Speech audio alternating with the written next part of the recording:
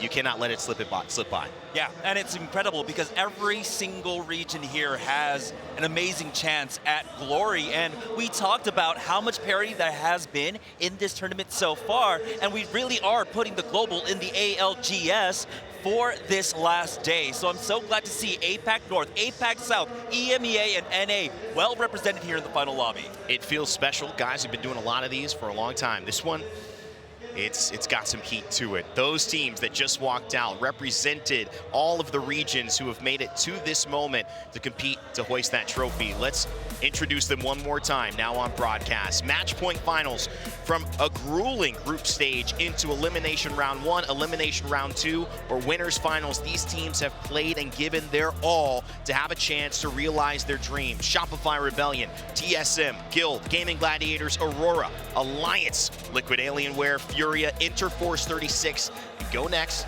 10 teams from our winners round that are sitting in the better position in terms of some of their picks. From elimination round 2, however, you saw teams like Falcons fall down but rise back up to the occasion, as well as Complexity, Virtus Pro, Envy, Noctum, Team Burger, LG, VK Gaming, Fnatic, and ExoClan. And this is what they're playing for. $600,000, Lauren. That is life-changing money, but it's a life-changing experience to even have a chance to play for that in this moment. Oh, absolutely. I mean, we talk about it all the time. Even just making it to match point finals is already an insane achievement. You're top 20 in the world at Apex Legends. Wow. Now, if you're somehow able to get a $600,000 prize pool on top of it, that is not too shabby, but even top 3, all of it's life-changing money. What's the opposite of insult to injury? I mean, it's like a good thing to even better thing, Snipe. You made it, you're top 20, and now here's a little 600,000 as well. Guys, let's start breaking it down because these teams are ready to play. The crowd is hype. I want to get right into it. EMEA, this is a region that has lifted a trophy this year for the first time, Jamerson. They've got some heavy hitters here looking to do it again. Yeah, at the, of course, EWC Alliance, definitely able to get their first win, but I definitely want to talk about Aurora, the standout performing team throughout our group stages, throughout the bracket stages, running the lobbies left and right. One of the highest conversion rates in top 5s in our lobby, and they have been able to just control the lobby extremely well. Now, this is a squad that missed out on Split 2 playoffs, and so they come in with a little bit of chip on their shoulders, right? They had to prove themselves, and people were wondering, how are they going to adjust to the meta? Well, they're dominating it. But that's not to be outdone because we have so many other squads well represented by EMEA. And like you had mentioned, Alliance come in. Hawkis, one of the best IGLs in Apex Legends history, always missing out on a LAN win until this year. EWC, he's finally able to hoist that trophy up high. He's done it with so many different rosters to get here, and he finally gets it, and they are getting better and better as they go on. But of course, one last team we have to mention from EMEA, the dark horse of this group, I would say overall. Noctum really knocked it out of the park throughout the group stages. I think they surprised everyone with their E-District performance so far. And this was a surprising one. And we knew that E-District would throw a wrench in the works for a lot of teams, and it was gonna be Noctum that picked that wrench up and started smashing the machine and really breaking it all down.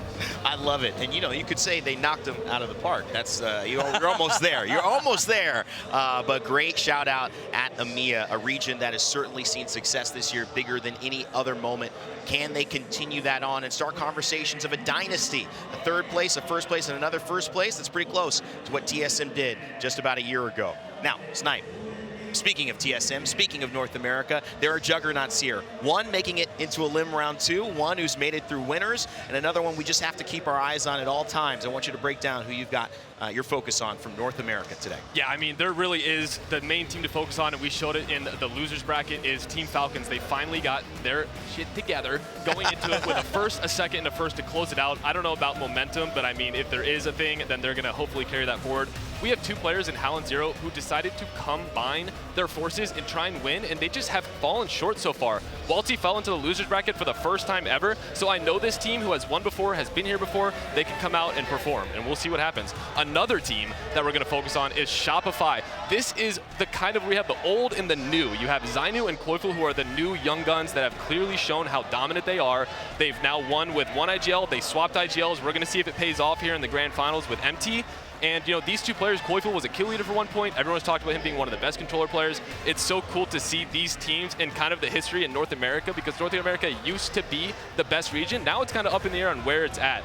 Another team that you cannot leave out here is going to be TSM. I played for them. I know these players so well. Reps and Verhulst, I mean, the whole losing Hal to another team has fired them up more than they ever were before. They decided to take a risk on Zapto, who was a relatively new player, gave him the IGL powers. I can't imagine the confidence that he felt having two legends in both Reps and Verhulst on that team. And one thing I want to point out with all three of these teams is that all of them only have 2 of 3 players that have won a LAN. So if any of them win, they will be a fully combined team with all LAN winners. It'll be curious to see what happens. I love the story you set up there. The Falcons experiment. Was it worth it after all to spend a year and not lift one LAN trophy? That's what happens if they don't get the W today. And can Reps and Verhulst, I saw Reps' parents, Don and Tanya, earlier on, thanked for all the support that's been given to them over the years. Can they do it without Hal? That's the question that'll be answered there. And of course, can Shopify Rebellion go back to back in terms of LANs? Going to be so fun to watch. But a team and a region I've been kind of focusing on as well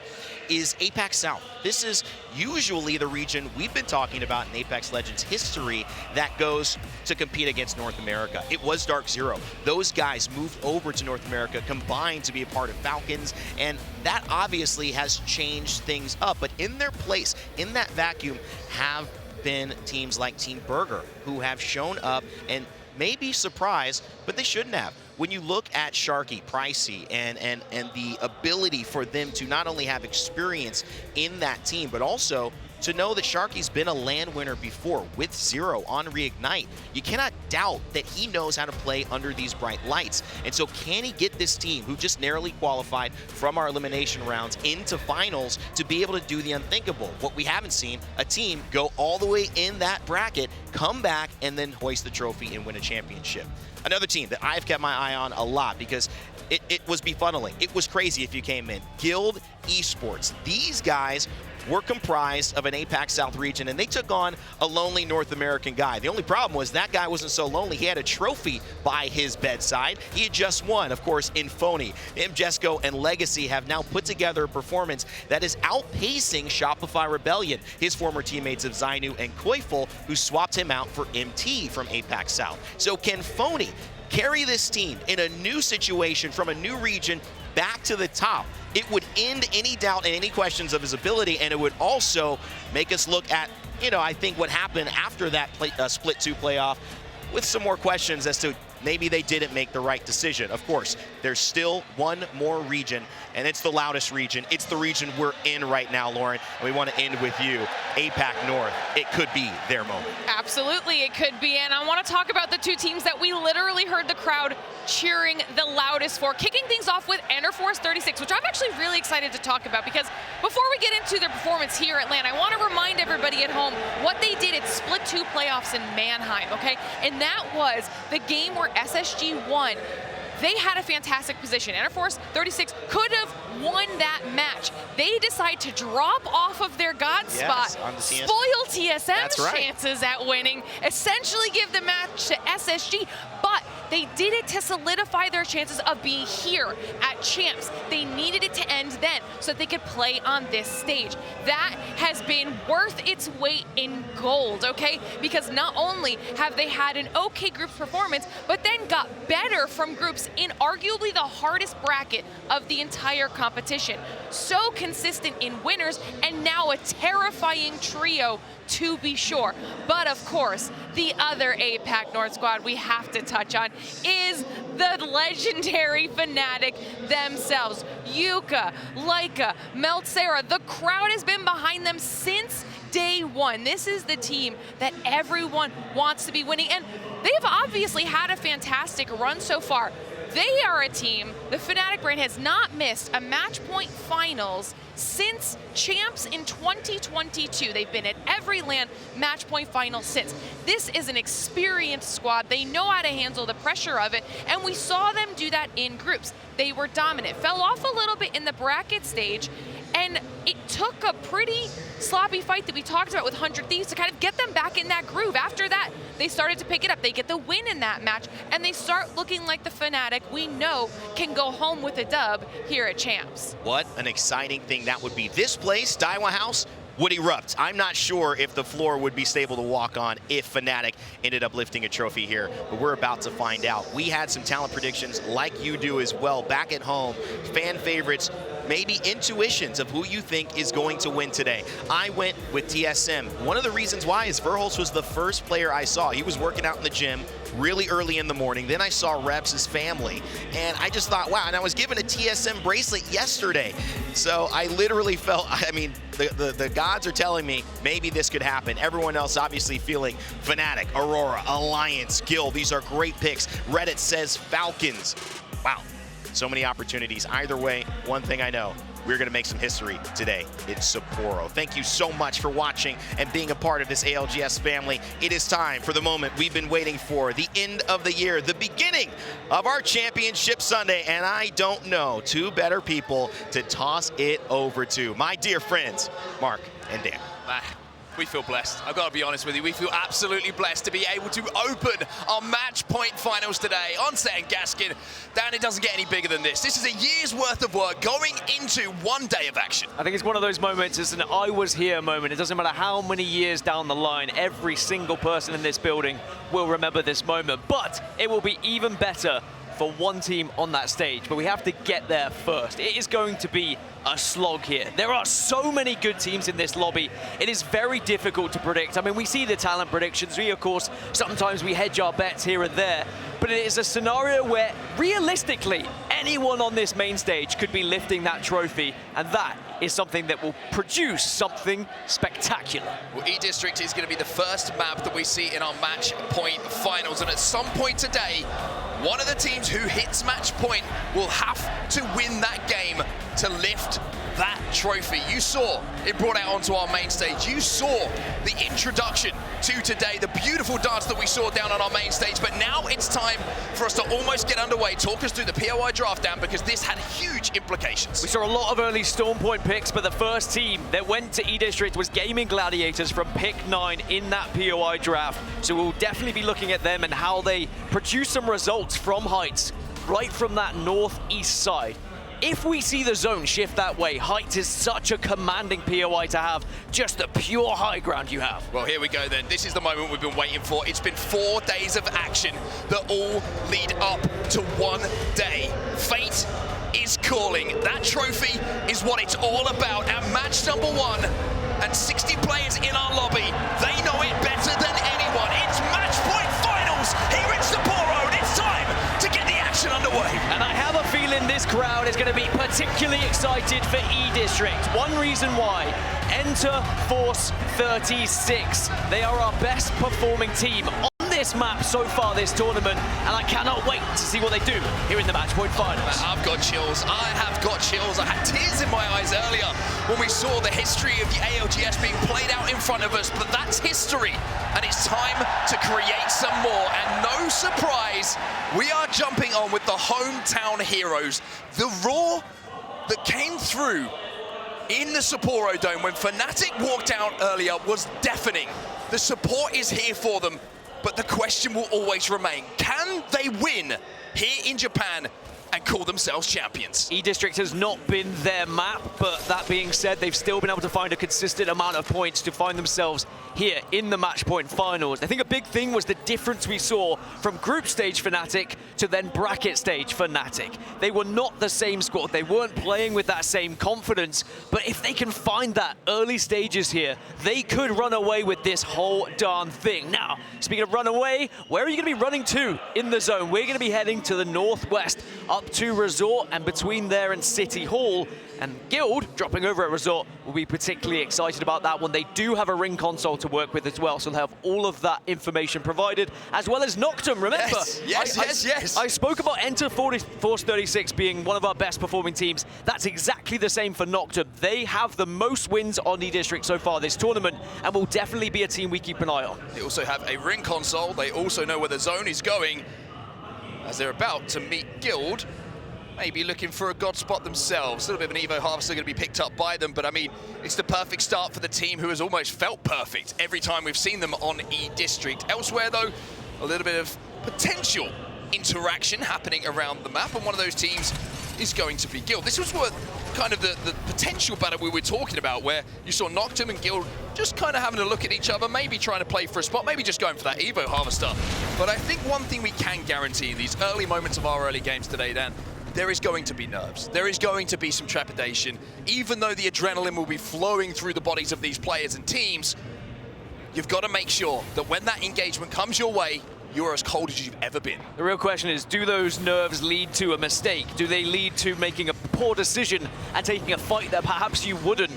Does taking a fight help ease those nerves? Because there are teams who prefer to just get that one out of the way and start to feel confident in their ability to take those fights as well. So I'm interested to see who is that first team to find themselves in an engagement. Now, Alliance, another squad who have been able to move extremely quickly over to the northwest side of this map. Shopify Rebellion also moving. And then speaking of first fights, Monsoon and the rest of the Complexity squad just being tickled by Aurora right now, but it is not going to be a proper engagement. Those two teams, great friends outside of the game, but in the game, unfortunately, I'm sure for their friendship, bitter enemies for now. Care package is going to be dropping pretty near to Aurora as well. They'll be hoping there's Evo cash in there so they can get at least up to a purple shield on one of their players, and hopefully for them, anyway, maybe not for the rest of the lobby, there's a cheeky little weapon they can use to do some damage. So it's going to be Fnatic, Complexity, and Aurora all around Blossom Drive in Neon Square. And Complexity have run into Fnatic a lot this tournament and pretty much lost out the majority of time. So I'm sure they'll want to avoid them if they knew who it was. TSM also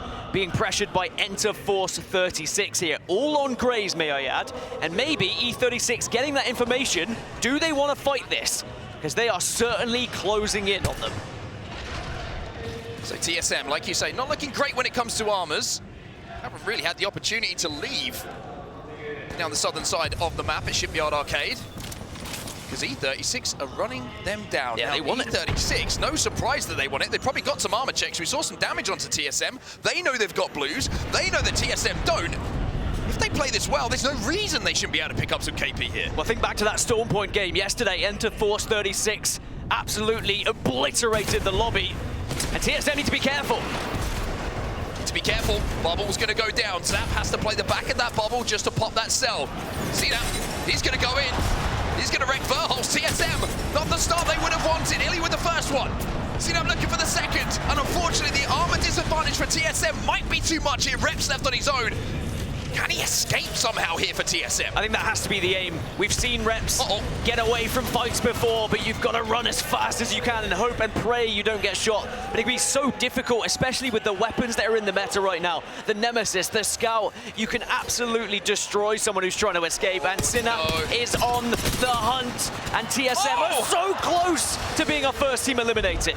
I think Reps knows that this is done. That is behind the hot food counter, where we're going to see E36 heat up early here. TSM, the first team out of the lobby in our match point finals. I mean, if there is one team you do not want to allow to heat up in the early stages, it would be Enter Force 36. If you have not seen that Storm Point game I'm referring to, I really encourage you to go back, watch those VODs, and see one of the most historic games we've witnessed in ALGS and how they performed. It was just the amount of fights they were able to win, even when you thought they were down.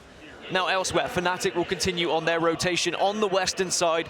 They're probably going to try and skirt the edges and get up towards Boardwalk. I think there is one team up there, but they should be okay for now. One thing I love about this zone as well, this is more of a typical E-District zone. This is one where you see a lot of buildings that can be played up to Zone 3, Zone 4, where everybody has a place to play. And this is going to be a real test of, I think, the nervousness that's in the camp of each of these teams. Because when we've got everybody stacked up, if you've watched Apex Legends before, you'll know that it comes down to those micro rotates, the micro decisions that you have to make towards the end game to find a space, a third-party opportunity, some way to progress in those leaderboards, get those placement points, and let the kills come to you. Falcons also trying to get to the western side of the map, arguably to hit the ring console just below Blossom Drive, but let's see where this zone is going to be going. Continues to pull a little bit further north, as expected from everyone who had already found themselves in this area. They are going to be comfortable in the buildings they previously found. A couple of teams just keeping an eye on.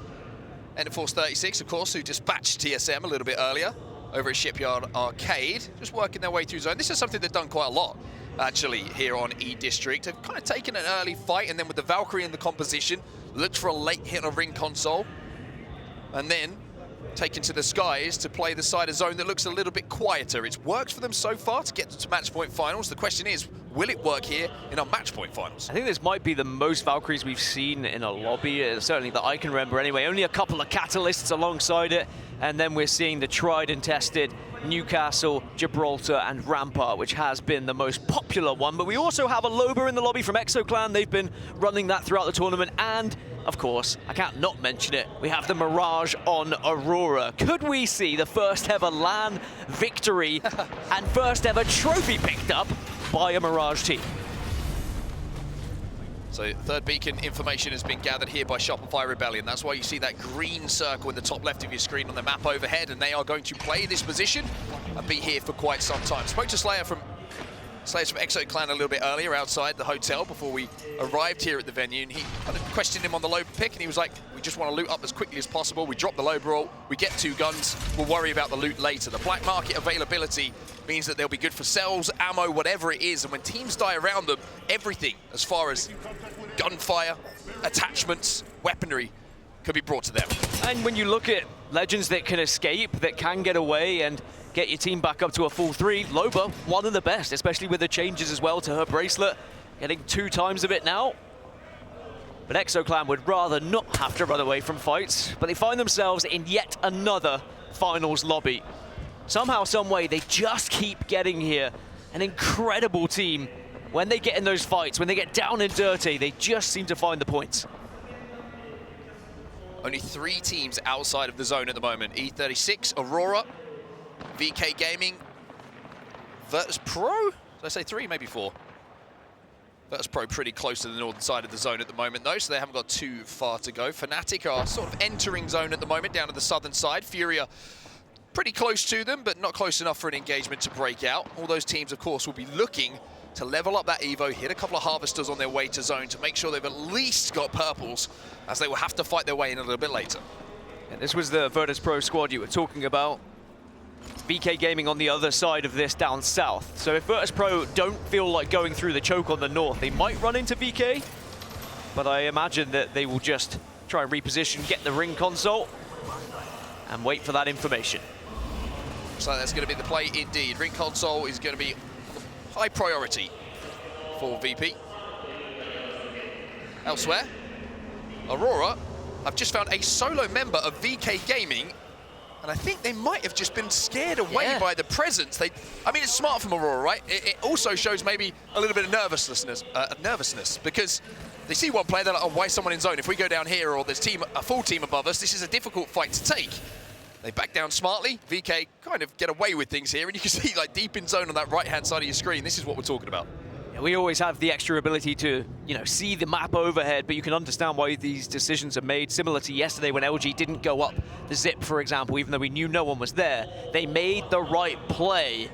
Wow, okay, we're going back up towards Resort. Great news for some of those who have committed on the western side, but, ExoClan, who we checked in a little bit with earlier, they're going to have to move a little way to try and get into this zone. And also, when you look at actually, the difference in height on this zone, it could be a very interesting one. Certainly can indeed. And if you're Valkolting in late to this position, you will see that one side of that zone is completely and utterly free. Now, interestingly, as this zone is now pulled away from where we originally thought it might end up, buildings have become a lot more sparse. So you're going to see teams all of a sudden who have to leave those stacked up areas where the buildings are, have to fight their way through, and it's going to be a really tough rotate to that end game for them. But if you can approach late, if Complexity approach late to the north, for example, then they can have a free walk in. Go Next, though, they're in a battle right now, and it's going to be Shopify Rebellion who they're taking on. Yeah, Go Next, they jumped on in. They took an evac tower and tried to just send themselves dead center of this zone, and they've somehow been able to stabilize here. Well, stabilize, but they've got such a small corner to play. You can see that Noctum are looking above as well. Atom is just looking down, hoping that someone pokes and he can take advantage of damage. Go Next just surviving at the moment, not interested in trying to engage. I think Shopify Rebellion might have tried to swing out on some damage to deal with them, but they will survive for now. 19 squads still alive in our lobby. Shopify Rebellion didn't want to overstep their boundary there, especially with Noctum above them, but Zainu does bubble out as he's just saying, look, guys, we can take them. We got 3 free kills here potentially, but they're very concerned about the team above them. And it is not worth throwing away the whole game just for 3 kills, but at the same time, they have to assess the threat accordingly. We just saw from the POV of z-o-o-m, the 2-time LAN champion. Part of the duo alongside Koiful, who won our last event in Germany, the Split 2 playoffs. Skynade went up, but didn't quite connect. Furia, though, full red armors. I think they had access to a Mythic bin, if I'm not mistaken. Well, this is scary. Go Next have now gone underneath Shopify Rebellion here, but you know, with VKG and Furia in the area, you're reluctant to take this fight as well. It's why we're able to see teams cohabit so closely as well. I mean, Go Next have just slid under SR right now. You can see they're playing that bottom floor. They managed to force their way in. Plus, they've got the Catalyst being played by z-o-o-m. That makes it the push a lot more difficult if Shopify Rebellion want to try and swing, because those Pearson spikes, they're going to slow you down on that staircase, or certainly they're going to have to be shot out, which is going to give you the indication that they're going to try and swing. So Catalyst being very vital in this situation. Well, Fnatic, you spoke about that open space over on the northwest side. They're trying to find it, but they're not the first team there. Furia already found their way over here. Enter Force 36 and Complexity are all in this same vicinity now, but Fnatic have got this high ground and they have this ledge. If you get a Newcastle wall down here, the castle wall comes out, and I tell you what, you might just be king of the castle. Once again, the Valkyrie ultimate, the Skyward Dive, showing its value here on E District. Rest of the lobby doesn't like it though. It's like that wall doesn't adhere to building standards. We're going to remove that one for now. Still a couple of squads that are so close in proximity that are not taking the fight because they're so worried, with 18 squads still remaining here, with the 4th zone closing, but knocked them. Remember, they were on that bridge and a couple of them have been knocked. Real question is, will they be able to get back up onto their feet? It seems that every single time they get a res, Alliance are in the kill feed knocking them. It's also Zero from Falcons with a Kraber who got that initial knock. So Falcons, weaponry-wise, are going to be very happy with what they found on their little journey towards the zone. They're on the southern side of things at the moment. Get shot through the grates. Esports are, once again, just showing how you can survive in the smallest of corners in this meta. Team Liquid Alienware versus ExoClan, though. Jaguares popping a battery, trying to slide down and out of the bubble, but it's not looking like a good situation for them. ExoClan have an opportunity to clean this fight up. Yeah, ExoClan have been able to get the initial ones, but they also have to move at the same time, and both of these teams might end up on their backs shortly. So Exo probably just want to guarantee the point. Liquid Alienware get eliminated by Shopify Rebellion, though. z-o-o-m from the window with the scout does the job, and now Exo, it's their turn to try and push it. Have to use the bubble to cross when he's going to dive down. Swinny, 1 HP! Slayer 0, ExoClan out of the lobby. They will be eliminated. Couldn't make that cross in time. Yeah, I think that was inevitable. Once teams caught wind of where they were arriving from, they were able to get eyes. Virtus Pro also got taken out of the lobby, as now Aurora and Falcons are so close to one another. 2 teams that could very much go on to win this entire thing today. 2 teams who fought a lot yesterday in some of the group stages that we saw. How goes down, though, even with the red armors. They can't do anything in this situation. Wolsey's trying to escape. He can't do it. Falcons just get absolutely run over. As Unlucky in effect find themselves on their own. Alliance, the IGL on his back for now. Aurora really commanding their position, taking that space, taking that height. As Alliance are back up as well. The bubble gets them on their feet, but Aurora have now just lost 2 as the Gaming Gladiators take advantage of their position. It's Aurora. Pieces of Aurora. There's a Mirage around here somewhere. Didn't manage to finish him off. Sheila and Phony take on that high ground, and luckily that attack was there just in the nick of time to keep them alive, but not for long enough. Shopify Rebellion also don't make it into our top 10 here. Gaming Gladiators have also been eliminated as Fnatic. Bang center zone all of a sudden, by the way.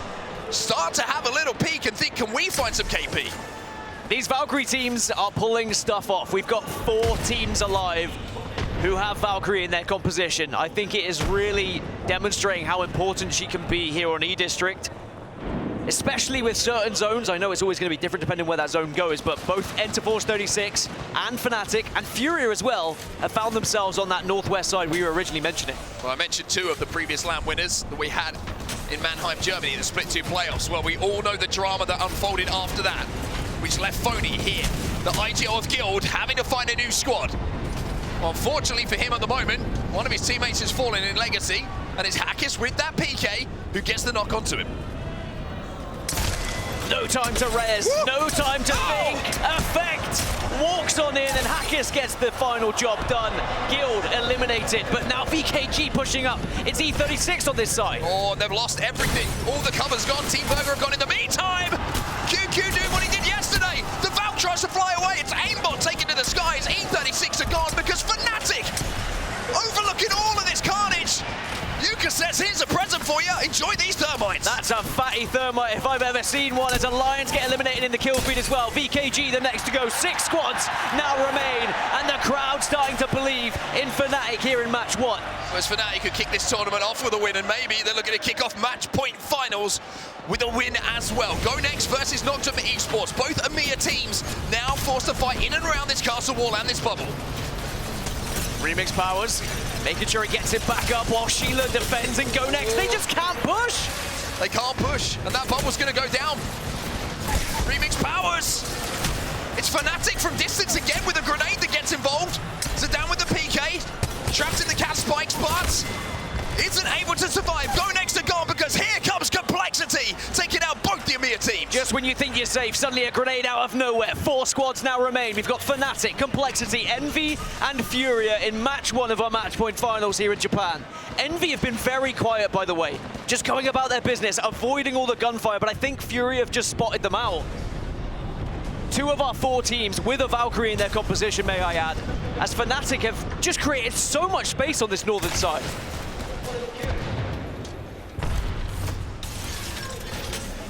You mentioned Envy. Well, across from them, staring them in the whites of the eyes, is going to be Furia. The slam and the counter slam.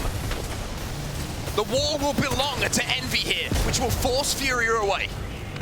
By the way, Complexity have been able to just manipulate this map in a way where they found themselves on the southern side, and if they can kind of force everyone else to engage here on the north, there is a real chance Complexity can walk away with it.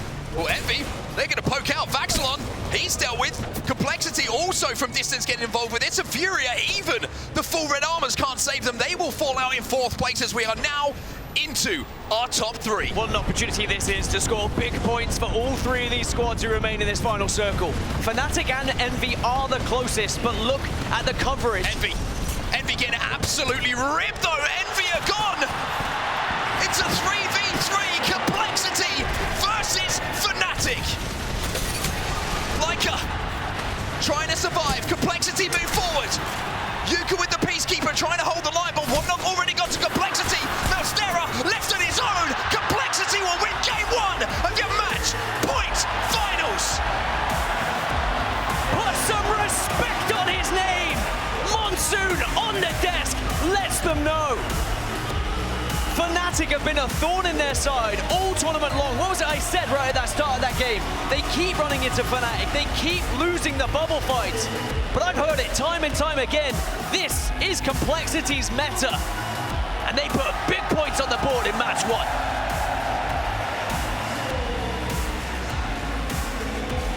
So it is North America who strike first here in Sapporo. You mentioned it. Everybody's saying when the patch came out, this is a Complexity meta. Well, maybe, just maybe, they're about to prove us right. Complexity, 21 points on the board, 12 points for first place, 9 KP as well.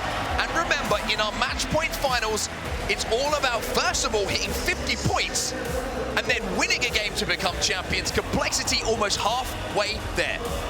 What a feeling that must be for Complexity. But it's all well and good getting a win on the board when you're not on match point. It's about getting the job done once you reach that 50-point threshold you were mentioning. I mean, a team that has found their most points on E-District, I think they will be pretty confident every single time this map comes around. But of course, we have 3 maps being played in these finals, so it's consistency across the board. The good news for Complexity, by the way, and I think that might be the best photo I've ever seen from Monsoon. Imagine that running at you in a bubble fight. So surprised that Complexity won. Well, Fnatic do still pick up 17 points. The hometown heroes putting up a big number to ensure that they stay in this race for match point as well. Absolutely Unbelievable. Absolutely unbelievable. Well, with game one done. Excuse me, sorry, I'm still flummoxed from the monsoon picture. We're actually going over to Ryan on the floor because he, I believe, is with a very special guest. 札幌の皆様、特別なゲストがいらっしゃってますので、勝弘秋元様でございます。盛大な拍手をお願いします。はい、皆さんこんにちは。ALGS チャンピオンシップファイナルズに来ていらっしゃってるファンたちには、一言お願いしてもよろしいでしょうか。はい、皆さんこんにちは。札幌市長の秋元です。ALGS ファンの皆さん、そして選手の皆さん、ようこそ札幌にお越しくださいました。皆さんを札幌市民を代表して心から歓迎します。So I asked him if he had any kind words for the fans here in the dome, and he just said that he's very happy to welcome everyone here, and of course he appreciates each and every person in attendance, and he's over the moon about this happening right here in Sapporo. On to my second question. I'm going to ask him, you know, what does it mean for him to have a massive event like this happen in Sapporo? 勝弘様、こちらのイベントが札幌で開催されることにどれほどの意味があるのでしょうか。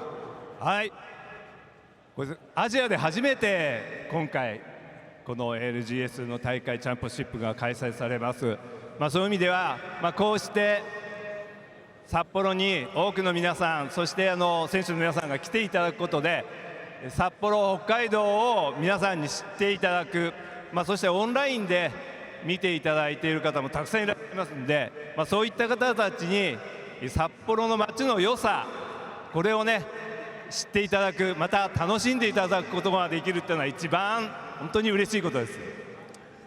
Alright, so I asked him how important it would be to have this event here in Sapporo, and he just mentioned that, of course, everyone here in the dome, all the people tuning in live online, knowing about Sapporo is a great thing. His interest is that everyone gets to know how amazing Sapporo is as a city, and this is one thing he's extremely grateful for here today.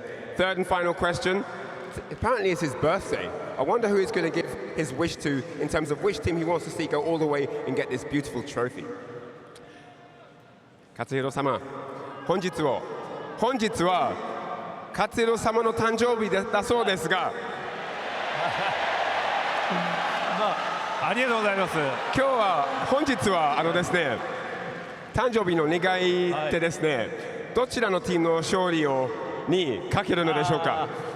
どちらのチームに渡しますの。こんな運命の日にね、参加できるということはもう大変嬉しく思ってますし、20チームの皆さんがこれまで頑張ってきたので、願いといったらこの20チームみんなに勝ってほしいなと思うんですけど、そうもいかないですから本当に皆さんが最大に頑張っていただける、それを望んでいる、それが願いですね。わかりました。ありがとうございました。So I asked him who he would give his birthday wish to, and he replied that all 20 teams have worked very hard to be here and all are equally deserving of the title. So he's just really happy that people are here enjoying the event and histories are being made at the ALGS Championship. 皆様、勝弘様、大きな拍手をお願いします。はい、どうもありがとうございます。All right, that's it from me here, and the mayor of Sapporo, take it away. Thank you so much. I mean, what can you say? This has been such a big event when you've got the mayor of Sapporo here showing his support for what is, such a landmark event, not just for Sapporo, but also for the ALGS. Look at how many people are in here. I've got a couple of friends, and one of them said that he was queuing for so long to get in, and understandably so. I mean, look at the amount of seats that aren't filled. There's none. It is literally standing room only if you want to be in here, and I've got to say, you can feel it. You can really hear it as well, and I've got to say to the mayor of Sapporo, surprised he didn't go with Fnatic. It would have been a cheap pop, easy one to get, right? And happy birthday as well. But honestly, they were queuing since 4 a.m, by the way, this morning. The first fans arriving, that's how important it is to them to get front row seats for what is the biggest ever Apex tournament in history. ALGS has grown so much throughout when we've been involved ever since the very beginning on set, and it is honestly so magical to be here. I mean, everyone forgets as well, we worked through the pandemic as well. 2 years of online competition. Everyone was waiting for that opportunity to get back on land, and the first ALGS Championships in Raleigh, North Carolina was that moment. And it felt more than just a tournament, that one. It really did feel like finally a community that had built itself had the opportunity to get in one place and support these players and these teams that you see on this stage. And a couple of years later, I mean, look at this main stage, look at the amount of people that are here in attendance, and look where we are. We're halfway around the world from where I live, halfway around the world from where you live as well. Yep. Here in Sapporo, Japan, it certainly has been an experience for everybody, to say the least. But back to the action then, back to our match point finals, and Complexity with that win in game number 1 will be extremely happy with how E-District went. But now we change things up. We move over to Storm Point, where a lot of teams prioritize that POI draft that you saw briefly on your screen there. One big team to mention, Aurora.